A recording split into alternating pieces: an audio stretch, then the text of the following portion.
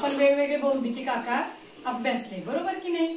मग आता मला कोण सांगणार याला काय म्हणतात? काय म्हणतात? बरं, इष्टिका चिठीला किती कडा असतात जी? 12. किती? दाखव बरं मला मग. 1 2 3 4 5 6 7 8 9 10 11 12. बरोबर. इष्टिका चिठीला कडा किती आहे? 12. आणि कोपरे किती असतात बेटा? 8. मग दाखव कोपरे कुठे आहे? 1 2 3 4 5 6 7 8. बरोबर. आता याला काय म्हणतात रे? शंकू. काय म्हणतात? शंकू. शंकूला कडा किती असतात? 1. आणि कोपरा किती असतो? 1. कोण दाखवणार? मी. बरं, चल कुणाल.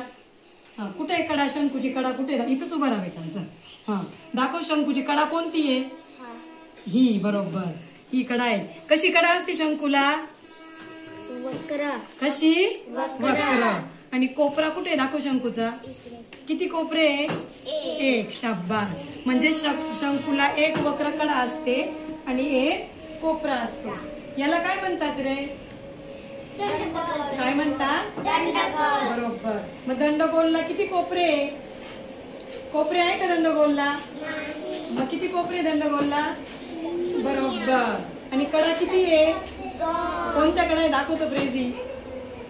1 2. मग 2 कडा आहे, पण त्या कडा कशा आहे? कशा आहे?